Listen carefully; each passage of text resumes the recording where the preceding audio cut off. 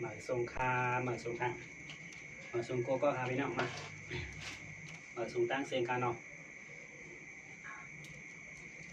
เมื่อได้มายากกันแทงวันหนึ่งครับพี่น้องมากินซาโคมจ้อมกันนะพี่น้องเนี่ยข้าวเซนโตมครับพี่น้องเนาะกินซาโคมครับนี่ครับพี่น้องน้ำอะไรอย่างน้ำขมครับมากินจ้อมกันนะพี่น้องโอ้ใส่เบอร์นี่ครับนี่ครับพี่น้องซาโคมเต็มหวานครับพี่น้อง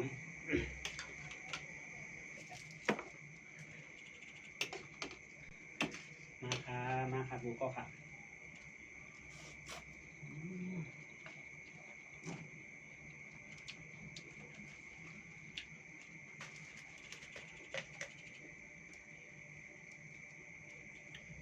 ของหวานจางไว้อีกครับ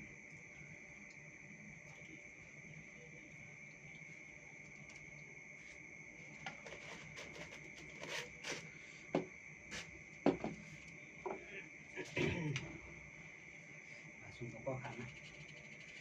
นี่ผัดอะไรมากขมบ้องครับพี่น้องมาเมื่อได้กินขมจ้องมันครับเนาะ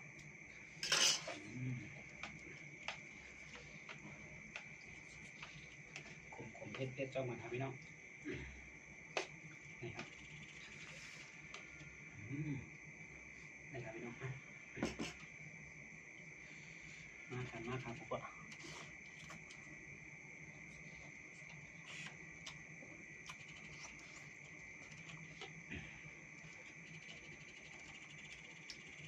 ขมต้มจะเอาขมดีขมสั่งเอาพี่น้องเอาเป็นขมถ้าขมแค้มครับขมสะท้อนว่าครับ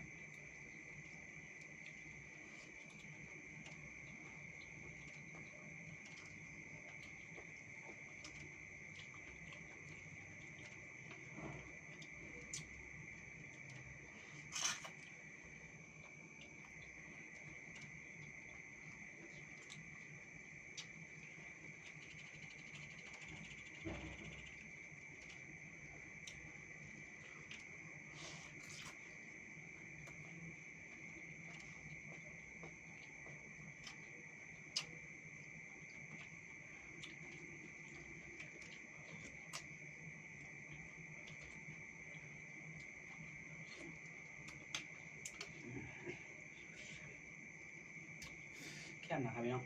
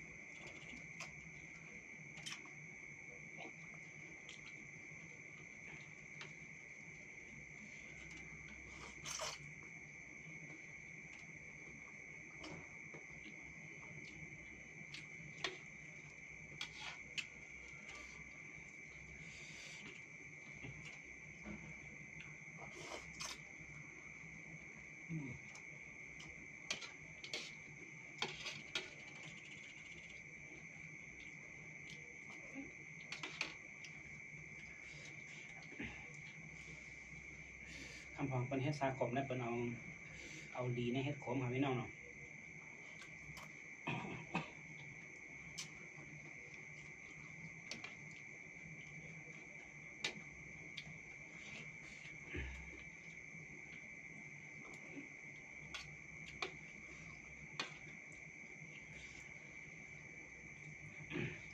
อันนี้ซาขมเขาได้เป็นซาขมผักเขียวครับ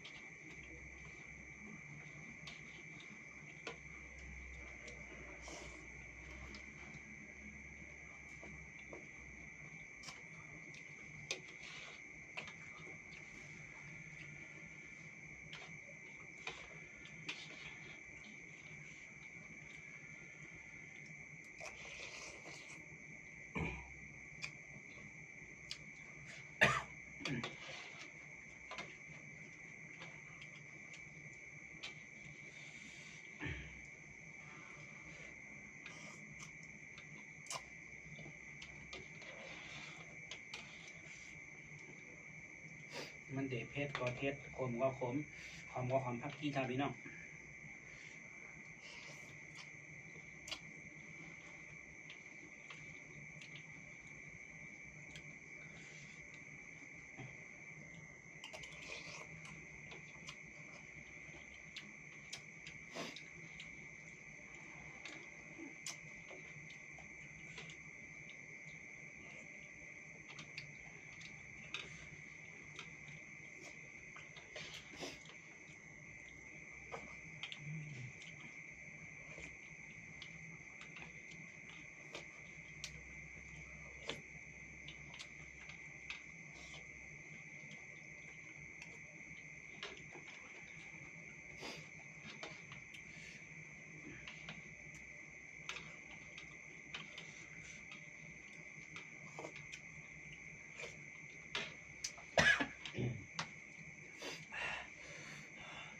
เพชรก็เพชรขมก็ขมหวานก็หวานครับพี่น้องโอเคคุณดับมือได้ก็ตีย้อนปอยมองหน้าครับพี่น้องเนาะจองไก่มากยากกันแทนคลิปมาคลิปหน้าคลิปเรื่องค่ะเพชร